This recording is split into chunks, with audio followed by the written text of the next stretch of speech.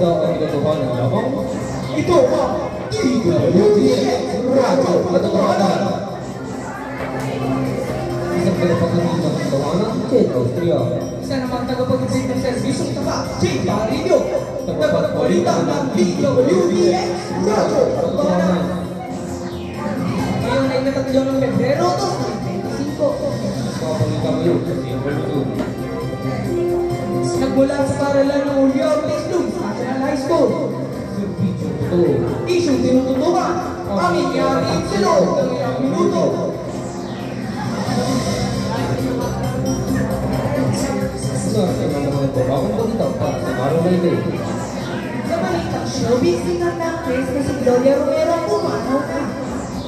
China gumamit na nakakabing ng aparato sa mga poster ng isang bayan. Election 2025 may gimayang stats, marami. Sa balitang sports, nagigil manalo sa Olympic na laban sa Converge. Para naman sa balitang lokal, bagong punong-puro ng George nandito na. China gumamit ng nakakabing niya aparato at depensa daw sa mga poster ng Zambales. Jake Matilang, ibalita mo.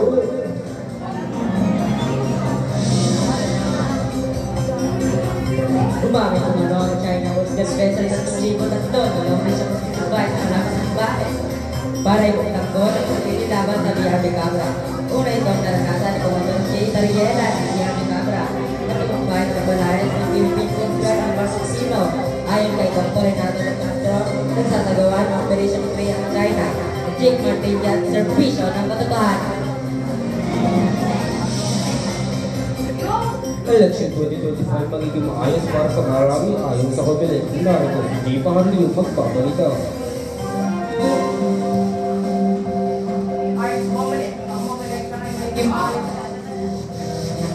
Ayon sa Comelec, ang mga eleksyon ay magiging maayos sa pangalatan sa Pilipinas na gaganapin ngayong taon. Naobserba rin ng mga election watchdogs at tiwala daw silang maayos ang ilang nakita ng mga problema. Sa mga observation ng NAPRE, dapat daw paigtingin ang training ng mga guro para masanay sila sa paggamit ng ACM. Dagdag naman ni Eric Alvia na kailangan pa ng mga pagpipino sa pamamaraan na kailangan dahil hindi paggamay ng mga guro kung ano ang nilalaman ng linabas ng Comelec. Jake Barrillo, pagkatid ng Radyo Katotohanan. Para naman sa Balitang Sports, sandigil panalo sa Olympic na laban sa Converge. Para sa Olympic Golf, narito si Marcel Iban para sa dagdag kaalaman. San Miguel na sumit ang panalo laban sa Converge sa Season 49. Honda PBA Commercial Cup ng 24 ng Inex, 2025. Ang puntos cup ng dalawa ay 3 puntos at may pagkakataon pa ang Converge puntos ni Alec Wills Dapton ng 3 quarters. May karagdagang oras ang laro na 0.8 na segundo na kay David Makalabola upang matanda ang laban. Kailangan ulit nila pakashoot ng 3-point line. Binigay niya ang bola kay Brian Santos at sa mampalan ay hindi niya ito nagawa. Ibig sabihin, ang nanalo talaga ay ang San Miguel. Marsiliman sa Balitang Sports.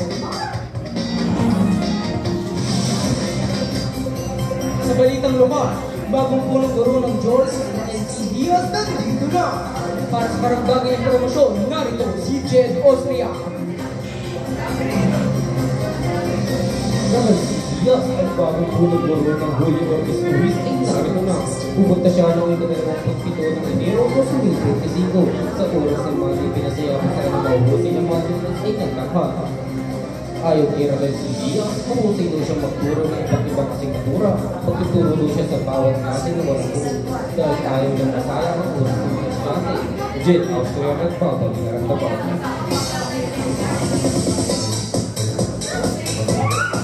Sikat na actress noon na si Gloria Romero ay pumanaw na.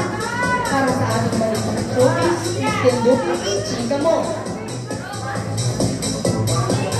Gloria Romero, isang hero ng Pilipinas showbiz na pumanaw sa edad na siyang nagpupusa noong 25 ng Enero dahil sa pagkaganda. Siya ay isang naigaling na actress na nasama sa iba't ibang teleserye sa Cartoon Network. Mga matanggilan ng mga karakter niya ay hindi nalalayo sa ugali niya. Sa mahigit ng 7 dekadang pagiging actress, naipakita niya ang smooth ang galing na wala man ang rate ng Pilipinas showbiz pero hindi mawawala sa puso natin. Christine Duque para sa Balitang Showbiz.